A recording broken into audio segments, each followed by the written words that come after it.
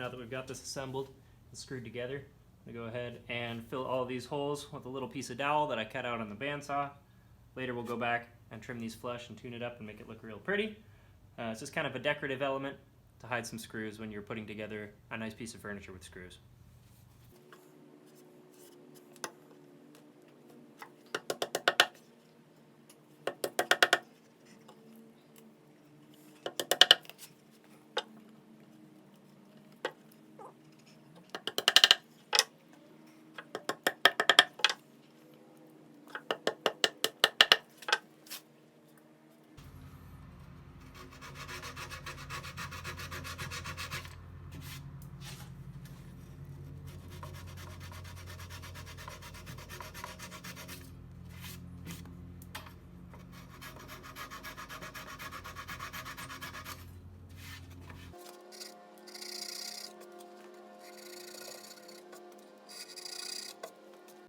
Do a quick walkthrough here of what we got going in Project World.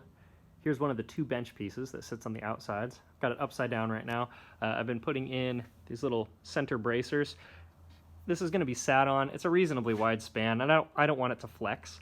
So I'm going to put those in there to help support the weight. But I've recessed them back a couple of inches, just so that when you're standing there, you're not going to see that support from a standing position. You'd have to lay down to see it, so it'll be out of sight. See here we got dowels that need to be trimmed and sanded still. A lot of finish sanding left to do. I've still got some saw marks on the outsides of these guys. I left the saw marks on the edges of a lot of these because I wanted to be able to sand where things came together in case they weren't perfectly flush. So that's the only reason I did that. Otherwise I would definitely want to sand that before assembly, but this is a little bit of an exception, judgment call that I made. Here's the big guy, sort of in the same place. Got dowels to cut and sand, faces to sand, and really I'm just going to go over everything with the sander before the end. We've got some feet on this guy as well. This is an 8-foot wide span, so expecting these legs out here on the end to really do much holding over this really long length is not practical. Definitely needs some extra support. And finally, got the last bench right here, sort of in the same place, although I have already cut off of these dowels and sanded them because I made an instructional video about it earlier. Alright, so we got a couple finishing touches to do, and before we know it, we're going to be spraying some lacquer and getting ready to finish these things up.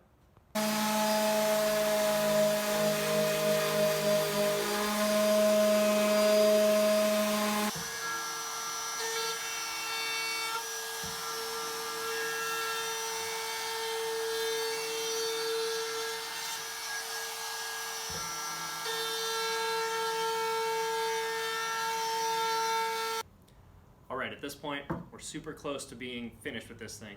We've got basically 2 steps left before we spray a finish. The first is going to be to go over it really lightly with the orbital sander and 150 grit sandpaper. This is going to clean up any little tiny marks that we might have missed, and also it's going to clean up the bearing mark from the router. You see here, there's this bearing that registers against your workpiece as you're doing a roundover, and it can leave a mark on your workpiece as you're routing. This is made of Douglas fir, so it's a softwood, so it definitely left a mark. So we're going to clean that up with the orbital sander, but I don't want to sand too much because we've made this roundover, and the more I sand, the more we're going to sand into that roundover and make it less, well, round, and I guess maybe over. So we're going to do a light sand with 150, then I'm going to come back by hand with 150 and follow all these roundovers and just true them up, make sure that they all look exactly the same size. And then we'll blow it off with some compressed air and we'll be ready to spray a finish.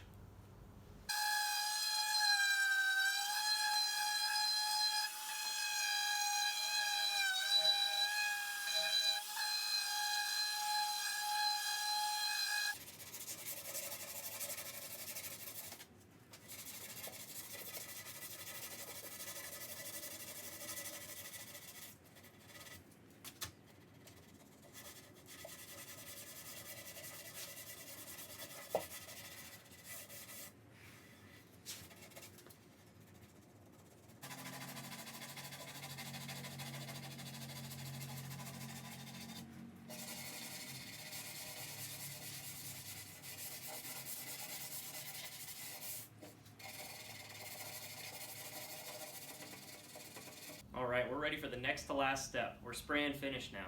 I've gone over everything pretty much with a fine-tooth comb, rounded all my corners over, made sure I don't have any mill marks left, and I've also took some compressed air and blew all these guys down to make sure that there's no standing dust sitting on them, because I want them to be nice and clean before I spray.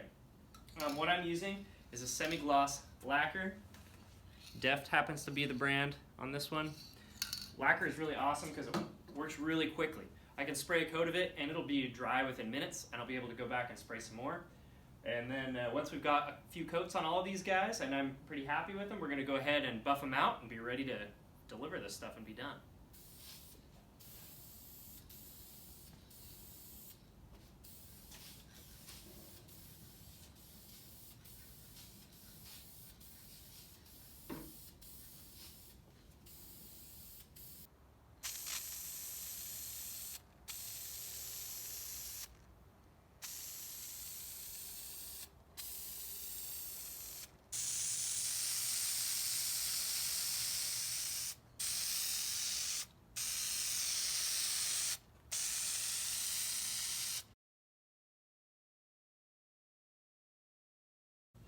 Alright, we're on the final step, buffing out our finish.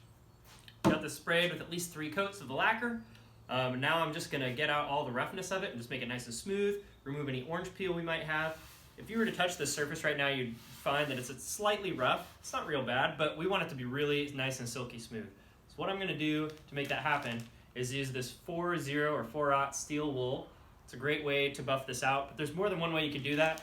You could use a very fine sandpaper, and I've actually even used a brown paper bag before, which since I'm almost out of steel wool and we're currently in a lockdown situation, I'm probably going to stick with that so I don't have to go to the store. And it's a cheaper option too. But I happen to have steel wool and I like it, so we're going to use that. Once I've finished buffing the whole thing down, we're going to spray it off with compressed air to make sure we can get it as clean as possible. And then I like to sort of do the finishing touch with some orange oil furniture polish. There's lots of types of furniture polish you could use, but this kind of helps pick up any more of that dried, buffed out lacquer residue and cleans it up really nicely, and it smells good too. So hey, here we go.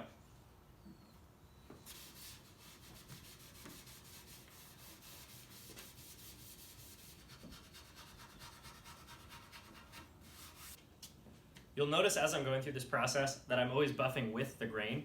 You want to continue doing that really through any step of woodworking.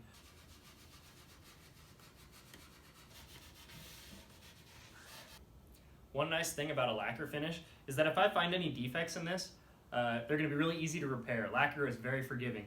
I've run across things where I had scratches in a lacquer finish or in the wood below a lacquer finish, and I took an orbital sander, sanded all the way through the finish, sanded out the cut or scrape or dent or whatever, just reapplied lacquer, and it looks really, really good. It chemically melts into itself, so it's very forgiving.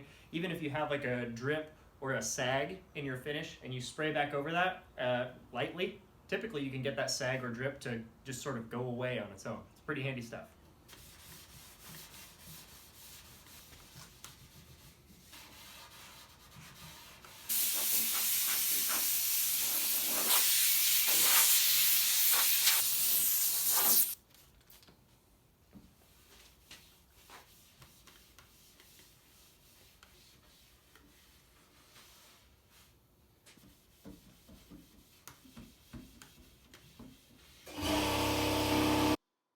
Alright, here's the final product.